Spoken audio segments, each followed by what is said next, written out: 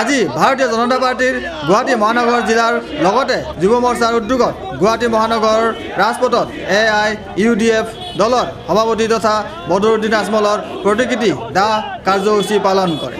গতিকে এই কাৰ্যৰ সংগতি ৰাখি বিজেপিৰ সদস্যসকলে জনায় যে ৰাষ্ট্ৰদ্ৰোহী বদৰুদ্দিন আজমলক চৰকাৰে অতি শীঘ্ৰে গ্ৰেপ্তাৰৰ দাবী জনাইছে।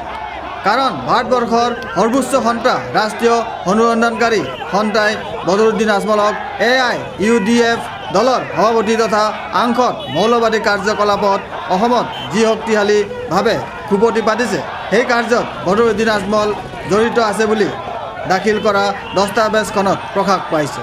সেয়েহে আজি বিজেপি সদস্যসকলে ৰাষ্ট্ৰদ্ৰোহী বদৰুদ্দিন আজমল হুঁচিয়াৰ, মৌলবাদী হুঁচিয়াৰ, বদৰুদ্দিন আজমল নিপাত যাওক, অসমত মৌলবাদী সংগঠন কাৰ্য নচলিব, লগতে ৰাষ্ট্ৰদ্ৰোহী বদৰুদ্দিন আজমলক গ্ৰেপ্তাৰ কৰাৰ দাবী জনাই শ্লোগানেৰে উত্তাল কৰি তোলে।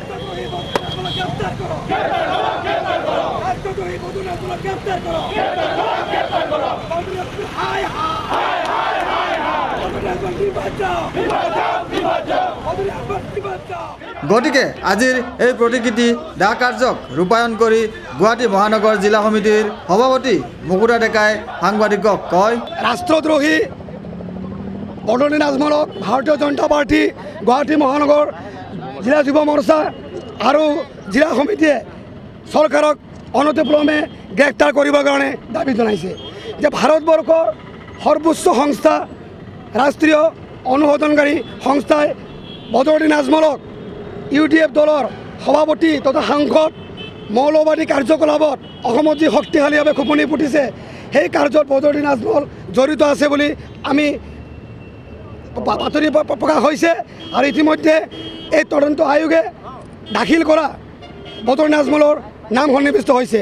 সেইকাৰণে ভাৰতীয় জনতা পাৰ্টি গুৱাহাটী মহানগৰ জিলা সমিতি যুৱ মৰ্চাৰ উদ্যোগৰ আজি যি কাৰ্যসূচী লোৱা হৈছে এই কাৰ্যসূচীৰ জৰিয়তে আমি চৰকাৰক জনাব বিচাৰিছোঁ যে অতি শীঘ্ৰে বদৰুদ্দিন আজমল ডাঙৰীয়াক গ্ৰেপ্তাৰ কৰি তেওঁক শাস্তি প্ৰদান কৰিব লাগে আৰু UDFৰ যিটো দলটোক নিষিদ্ধ কৰিবৰ কাৰণে আজি কাৰ্যসূচীৰ জৰিয়তে আমি দাবী জনাইছোঁ।